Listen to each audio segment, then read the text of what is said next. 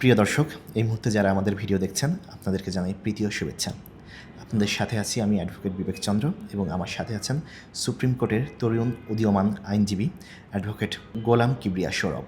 আজকে আমরা কথা বলবো বাংলাদেশ ব্যাংক কর্তৃক জারিকৃত বিআরপিডি সার্কুলার 7 নিয়ে।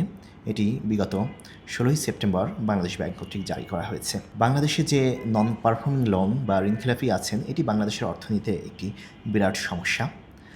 এই ঋণখেলাপিদের মধ্যে সবাই ইচ্ছাকৃত ঋণখেলাপি নন, তারা অনেকেই বোনাফাইড ব্রোয়ার, কিন্তু দেখা যায় বিভিন্ন নিয়ন্ত্রণ বহির্ভূত কারণে বা দৃষ্টিভঙ্গিজনিত বৈষম্যের কারণে, আবার অনেক ক্ষেত্রে ইউটিলিটি সংযোগ যথাসময়ে সরবরাহ না পাওয়ার কারণে তারা ঋণখেলাপিতে পরিণত হন।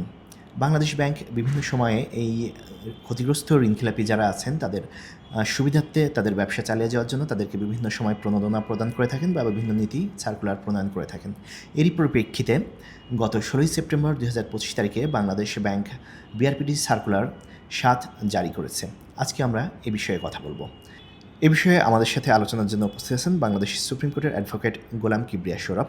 তার কাছে আমরা প্রথমেই জানতে চাইব, এই বিআরপিডি সার্কুলার 7 এর সুবিধা কারা কারা পাবেন? আপনি প্রশ্ন করেছেন যে এই সুবিধা কারা কারা পাবেন। এখানে এই সার্কুলারে পরিষ্কারভাবে বলা আছে যে যারা বিনিয়োগ এবং কর্মসংস্থান সৃষ্টিকারী প্রতিষ্ঠান রয়েছেন, ক্ষতিগ্রস্ত ঋণগ্রহী প্রতিষ্ঠান রয়েছেন, যারা আর্থিকভাবে ঘুরে দাঁড়াতে সক্ষম, তাদের জন্যই মূলত এই সার্কুলারটি দেওয়া হয়েছে। এবং এখানে এটাও বলা হয়েছে যারা বিভিন্ন নিয়ন্ত্রণ বহির্ভূত কারণে ক্ষতিগ্রস্ত হয়েছেন, যার কারণে ঋণ দিতে পারেননি, যারা দৃষ্টিভঙ্গিজনিত বৈষম্যের শিকার হয়েছেন, কিংবা যারা যথাসময়ে ইউটিলিটি সংযোগ না পাওয়ার কারণে এই সম্পর্কে ক্ষতিগ্রস্ত হয়েছেন, এবং যারা সচল রপ্তানিমুখী প্রতিষ্ঠান আছে, তাদের জন্য এই সার্কুলারটি জারি করা হয়েছে। এছাড়াও এখানে আরেকটি বিষয় আছে। দেখা যাচ্ছে যে বর্তমান বিশ্বে আপনি দেখেছেন যে ইউক্রেন রাশিয়া যুদ্ধের কারণে আমাদের যে সরবরাহ ব্যবস্থা আছে, বৈশ্বিক সরবরাহ ব্যবস্থা, সেখানে বিঘ্নতার সৃষ্টি হয়েছে। এছাড়াও দেখা যাচ্ছে যে এলসির ক্ষেত্রে বিভিন্ন বৈশ্বিক মুদ্রার বিপরীতে বাংলাদেশের টাকার মান কমে যাওয়ার কারণে এখানে অনেকে ক্ষতিগ্রস্ত হয়েছেন। তাদেরকে ওই সার্কুলারের অধীনে সুযোগ দেওয়ার জন্য বাংলাদেশ ব্যাংক এই সার্কুলারটি জারি করেছে। এই সার্কুলার কি সকল ব্যবসায়ীদের জন্য প্রযোজ্য হবে, না কাউকে এই সার্কুলারের মাধ্যমে বারিত করা হয়েছে এই সুবিধা থেকে? জি, ধন্যবাদ।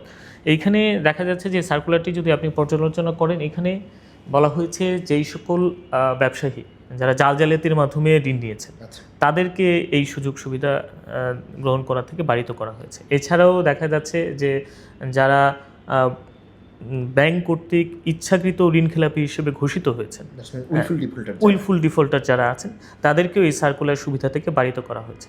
আরেকটা বিষয় হচ্ছে যে এখানে যেমন বারিত করা হয়েছে, আবার কেউ কেউ আছেন যাদেরকে অগ্রাধিকার দেওয়া হয়েছে। যেই সকল ঋণগ্রহীতা যারা পূর্বে তাদের যে লোন আছে যে সেটা রিশিডিউল কিংবা রিস্ট্রাকচার করেননি, তাদেরকে এই সার্কুলারে বলা হয়েছে যে তাদেরকে অগ্রাধিকার দেওয়া হবে ঋণ পুনর্গঠন এবং পুনঃতফসিলের ক্ষেত্রে। ধন্যবাদ।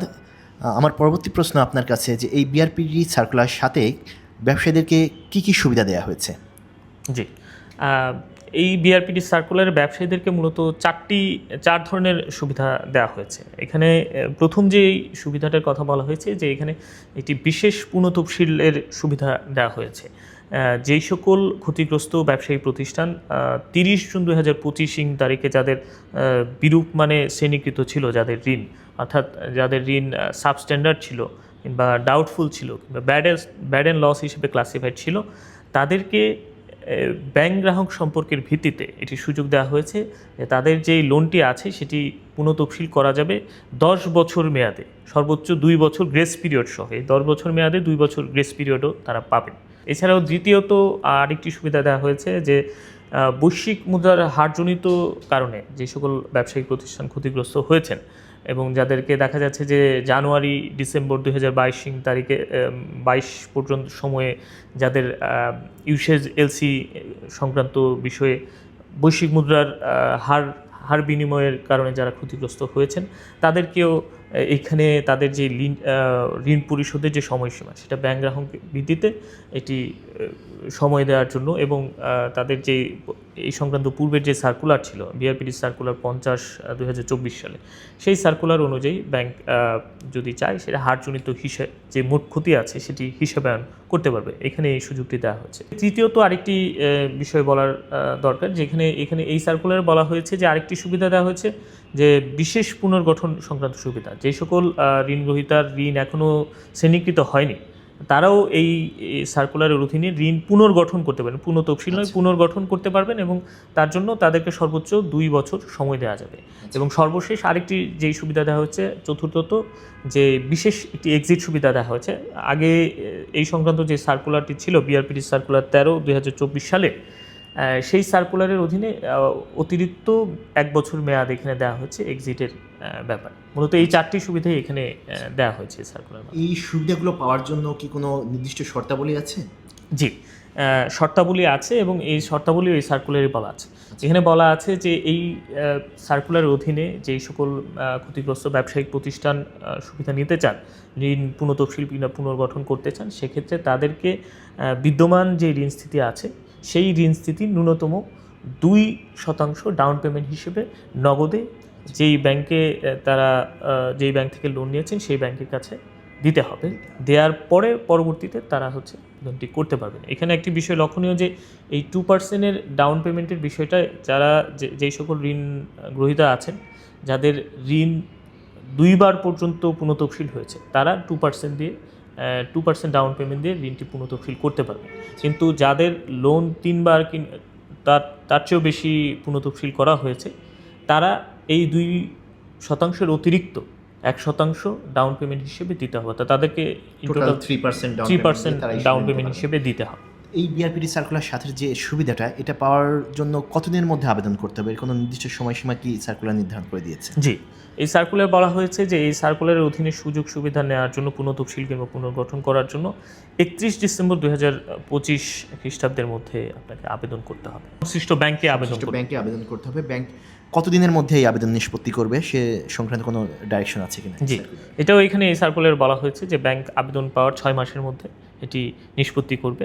এবং এছাড়াও যখন যে ঋণ গ্রহীতা আছেন তিনি যখন ডাউন পেমেন্টটি দেবেন সেই ডাউন পেমেন্ট নগদায়ন হয়ে যাওয়ার পরবর্তী 6 মাসের মধ্যে ব্যাংকে এই যে আবেদন আছে সেটি নিষ্পত্তি করতে হবে। যে সকল ঋণ খেলাপি আছেন যাদের বিরুদ্ধে ব্যাংকের সাথে মামলা চলমান আছে তাদের ক্ষেত্রে কি হবে? যেই সকল ঋণ খেলাপি আছেন যাদের সাথে ব্যাংকের মামলা চলমান আছে তাদের লোনটি যদি এই সার্কুলারের অধীনে পুনঃতফসিল করা হয় সেক্ষেত্রে পুনঃতফসিল করার 90 দিনের মধ্যে ব্যাংক গ্রাহক সম্পর্কের ভিত্তিতে সোলেনামা দাখিলের মাধ্যমে চলমান মামলাসমূহ স্থগিতের কথাও এই সার্কুলারে বলা হয়েছে। বিআরপিডি সার্কুলার 7-এর সুবিধা যারা নেবেন এক্ষেত্রে যদি কোনো শর্তাবলী ভঙ্গ হয় সেক্ষেত্রে কি এটা বাতিল হতে পারে? এই বিআরপিডি সার্কুলারে বলা হয়েছে যে যারা ব্যাংক থেকে এই সুবিধা প্রাপ্ত হবেন পুনঃতফসিল কিংবা পুনর্গঠনের, তারা যদি 3টি মাসিক কিস্তি কিংবা একটি ত্রৈমাসিক কিস্তি অর্থাৎ কোয়ার্টারলি ইনস্টলমেন্ট যদি দিতে ব্যর্থ হন সেক্ষেত্রে তাদের যে লোনটি আছে সেটি পুনরায় ক্লাসিফাই করা হবে। অর্থাৎ আপনি যদি 3টি মাসিক কিস্তি কিংবা একটি ত্রৈমাসিক কিস্তি দিতে ব্যর্থ হন তাহলে আপনার লোনটি এই সুবিধা বাতিল হয়ে যাবে। সর্বশেষ আপনার কাছে আমরা জানতে চাইব বিআরপিডি সার্কুলার 7 সম্পর্কে আপনার সামগ্রিক মন্তব্য কী? আমি মনে করি যে বাংলাদেশের যেই বর্তমান অর্থনৈতিক পরিস্থিতি, বিদ্যমান অর্থনৈতিক পরিস্থিতির বিবেচনায় এই সার্কুলারটি অত্যন্ত একটি সময় উপযোগী পদক্ষেপ। যেমনটি আমি আপনাকে বলেছি যে বাংলাদেশের বর্তমানে যে নন পারফর্মিং লোন আছে, খিলাপি ঋণ, এটি একটি বিশাল সমস্যা হয়ে দাঁড়িয়েছে আমাদের অর্থনীতির জন্য।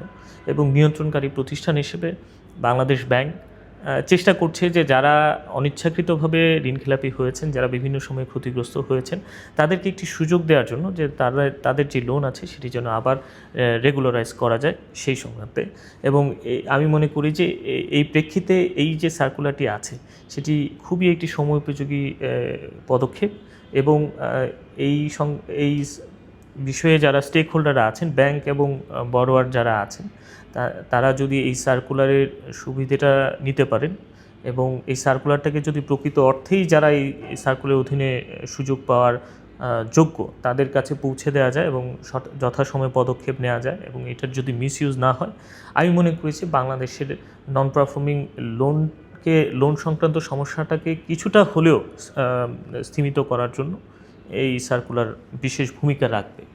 বাংলাদেশের অর্থনীতিতে যে খেলাপি ঋণের যে ছায়া আছে, সেই ছায়ার গাঢ়ত্ব কিছুটা হলেও কমবে। আমরা প্রত্যাশা করব যে এই বিআরপিটি সার্কুলার 7-এর সুবিধা নিয়ে যারা ক্ষতিগ্রস্ত ঋণগ্রহীতা আছেন তারা যেমন নিজেরা ঘুরে দাঁড়াবেন, তদ্রূপ বাংলাদেশের ব্যাংকিং খাত গতিশীল হবে এবং বাংলাদেশের অর্থনীতি আবার ঘুরে দাঁড়াবে। এই ছিল আমাদের আজকের আলোচনা। এতক্ষণ আমাদের সাথে থেকে ধৈর্য ধরে যারা আমাদের আলোচনা শুনলেন, আপনাদের সকলকে ধন্যবাদ জানাই। আপনাদের সুস্বাস্থ্য কামনা করি।